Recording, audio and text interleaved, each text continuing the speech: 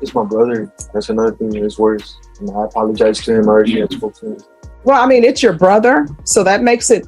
You all, this courtroom drama hits hard. Justin Gonzalez, 28, faces Judge Boyd after threatening his brother with a knife during a family dispute, fleeing before deputies arrived. With a prior assault case and a probation violation, he pleads for deferred adjudication despite a history of drug use and losing custody of his daughter. Judge Boyd digs deep. Let's see the verdict unfold. For the state? For the defense? Kelly Fiddle.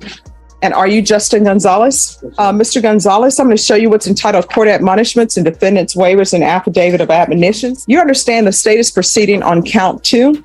And count 2 is an aggravated assault with a deadly weapon. That's a second-degree felony. The range of punishment is anywhere from 2 to 20 years in prison and up to a $10,000 fine. Did you understand? Did you understand if the court were to grant your application for deferred adjudication, if for any reason your deferred adjudication were revoked, the court could find you guilty, not grant you community supervision because you're not eligible for community supervision, and sentence you up to 20 years in prison and up to $10,000 fine. Did you understand? Yes, Your Honor. Showing you the plea bargain page. Did you review that with your attorney? Did you understand it? Yes, Your Honor.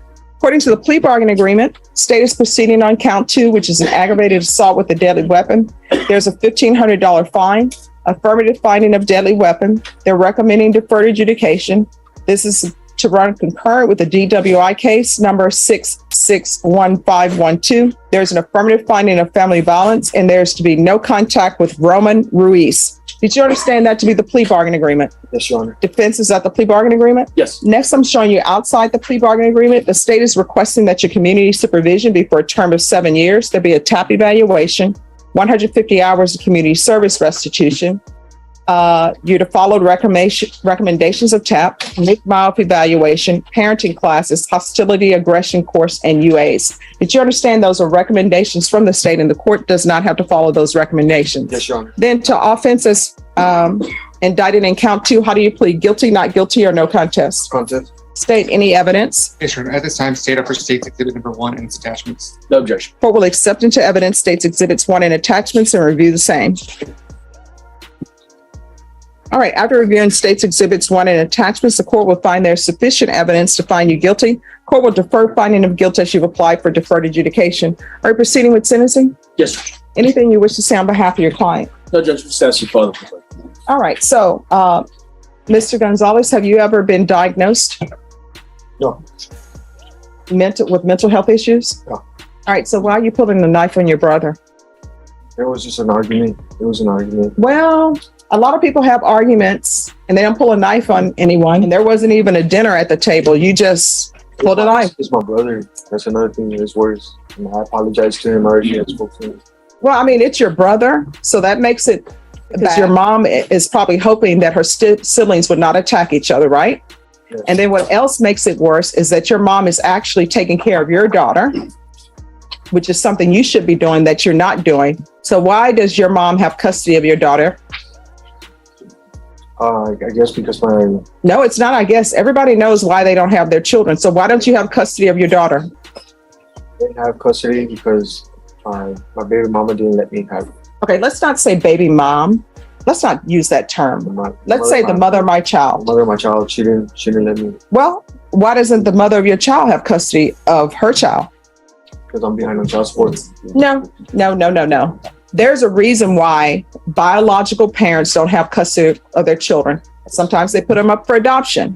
But in your case, there is something else going on that your daughter would not be placed with her mother, and instead she's being placed with your grandmother. So was Child Protective Services involved? No. That's either yes or no. No. So they want a MILF evaluation, and you're saying you don't have mental health issues? No, I don't. All right, so what's the reason why you don't have custody of your daughter? Because I'm not stable. All right, and what does that mean, you're not stable? I don't have my own place yet. Well, no, I mean, it's more than you not having your own place, because how old is your daughter? She's 9. All right, she's 9 years old, and you haven't had custody of her. So it's more than you not having a stable place. So was there drugs involved? What's going on? No, I just haven't. All right, let me explain something to you. You have entered a plea on this case. Yeah. You're going to be placed on probation. I have sent people to prison when they didn't follow through on their contract with the court for their probation. I take no pleasure in sending people to prison. When I place people on probation, I'm hoping they're going to be successful. They're going to do everything. They're going to end up going off in the sunset, enjoying the rest of their lives. And this is just going to be a bump in the road. But if you're not honest with me, guess what? I'm going to send you into the world like a newborn baby without any protections and any support. So I'm trying to figure out, and I need you to be truthful to me. What are your issues? I had a drug problem. And what was the drug of choice? Heroin. All right. There you go. See, that wasn't hard. I always tell people where you are right now in this orange jumpsuit coming over from the jail. This is not where you're going to always be unless you choose that. Okay. So have you ever been employed? Yes. All right. What have you been doing? Well, I'm a truck driver. All right. Is there any gang affiliation? No. All right. Who did your tattoos? Who did my tattoos? Yes, which they're beautiful, by the way. Thank you. Yeah, I did them over in Laredo. Okay. All right. There's a lot of ink masters would say, as I watch ink masters, the feathers are so great on the headdress. Thank you. Okay. All right. So this is what the court is going to do. I'm going to follow your agreement. It's going to be 7 years deferred adjudication. There's a $1,500 fine. That will be probated. There's an affirmative finding of a deadly weapon. This will run concurrent with 661512. And I'm sorry, back with regards to your plea, there's an affirmative finding of family violence. Did you understand with an affirmative finding of family violence, you're not allowed to own or possess any weapons or ammunition? Yes. Yes, And did you also understand with an affirmative finding of family violence, you're not allowed to be designated as primary custodial parent? Sure. All right. And knowing that, do you still wish to continue with this plea agreement? All right. So there's an affirmative finding of family violence. There's to be no contact with Roman Ruiz. So that means no phone call to him or anything. Later that can change, counsel, if things are working out. I'm going to ask for parenting classes, and that'll be triple T. There's 150 hours of community service restitution. 40 of those hours will be waived if you provide proof of the COVID vaccination. The court is not requiring you to do that, but if you do, 40 of those hours will be waived. I normally would waive the remaining community service hours for the parenting classes, but in your case, I think you need to stay busy because I'm concerned about the drug addiction that's going on and the lack of responsibility you're taking for that. We're going to do a TAP evaluation, follow all TAP recommendations. And that TAP evaluation is going to take place while in custody. We're going to go ahead and do a referral to felony drug court. I know that some people will say, he's charged with an aggravated assault, maybe felony drug court won't accept him for that, but they look at it on a case-by-case basis. We're going to do MIC-MIOF evaluation while in custody. There's to be hostility aggression course. There's to be random, well, we're going to do the UA hotline until further notice. Proof of employment within 30 days of release. There's to be no employment as a home health care provider or with minors. There's to be no unsupervised contact with minors. There's to be regular reporting by Zoom or in person. And I'm going to want field visits 2 times per month, random. The defendant is not allowed to live with his mother. So the location of this incident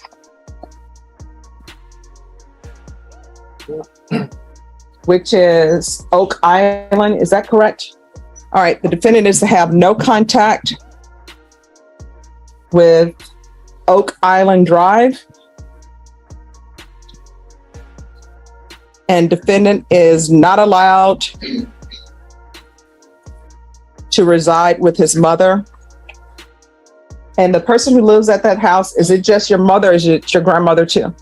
No, my brothers live there and my stepdad. All right. All right, he's not to reside with his mother or his stepfather. Is there anything else that he needs probation? Is there anything that you need from the court in order to be successful? Anything else? All right, we can go off the record. Mr. Gonzalez, your mom and stepfather and your brother are taking care of your daughter. That's something that you should be doing, but you didn't step up to the plate, so they did. So you should be making their life easy. And let me explain to you, one of the reasons why I'm not letting you live with your mother and your stepfather, because I don't want any family animosity or confusion because you're to have no contact with your brother. So you can let them know that I said that you can't live with them. And it's not your brother's fault. You understand? Sure. And All right. I'm looking forward to taking care of my daughter. I've made a lot of changes while I've been in jail. All right. So here's the thing with that. A motion's going to have to be filed because I said no unsupervised contact. And I'm not going to allow you to have contact with your daughter or have your daughter stay with you. And then the next thing I know, you're bringing some new woman in the house to be her stepmom. I'm not going to allow that. You understand? Yes, Your Honor. All right. Good luck to you. State of Texas versus Justin James Gonzalez. Could I have parties announced for the record for the state? Hank Wilkins for the state, Your Honor. Defense? Ray Lopez for the defense. Are you Mr. Gonzalez? Yes. Going to show you what's entitled Motion to Enter Adjudication of Guilt and Revoke Community Supervision. Did you review that with your attorney? Did you understand it? Yes. Are you the same Justin James Gonzalez who was placed on deferred adjudication in 2022 CR 6213 of aggravated assault with a deadly weapon on September 20th, 2022 for a term of 7 years? Is that you? Yes. All right, state. On or about the 25th day of November 2023 in Bexar County, Texas, the defendant, Justin James Gonzalez, committed the offense of violation bond protective order in violation of condition number 1. How do you plead to that? True or not true? True.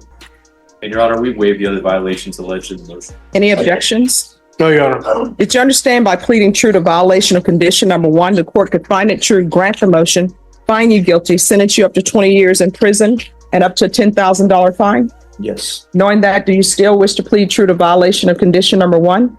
True. Do you still wish to plead true? Yes. Court will find violation of condition number 1 true. Is there a proposed agreement? There is, Your Honor. We're asking that you deny the motion. The defendant on deferred, running concurrent with his new offense, which is CC 722188. And we're asking that he attend state ISF with aftercare with ISP. Probation? I'm sorry, Your Honor. So did we say we were taking in consideration that clause or, They pled. oh, they pled to it already? Your Honor, that is probation's recommendation, state ISF followed by the ISD caseload. All right. And should there be a no contact order with whoever's involved in 722188? Who's the person in that cause number? I'm talking to you. Oh, Abel Galvan? Abel Galvan? Yes. Abel Galvan is Galvan. All right. Thank you. Yes. What is your relationship to that person? He's my ex-boyfriend. Okay. You can't have any contact with him. You understand? Yes. If he wants that lifted, then he'll have to come into court. Does everyone understand? We're not going to be back here for another violation. You understand? Yes. All right. So that's yes. Yes. Violation of condition number 1 is true. I'll deny the motion. Alternate amend conditions to include no contact with Abel Galvan. You all don't have any children or anything together, do you? Oh, no. Okay. This will run concurrent with 722188. And I'm going to order state ISF. And he's to remain in custody until transfer. Is there anything else you need from the court to be successful? No. All right, probation, is there anything else he needs? All right, we can go off the record. Here's the thing. You're looking at 20 years in prison. You need to make a decision. Want to go to prison, let the court know and we'll accommodate you. Otherwise, you're going to have to start doing better. You understand? Yes. All right, good luck to you. You all, this was a tough call. Judge Boyd gave Justin Gonzalez a lifeline with probation, but the stakes are sky high. 20 years loom if he slips up again. Can he overcome his past with drugs and family chaos, or is this his last chance? Share your thoughts below. Subscribe for more real courtroom justice.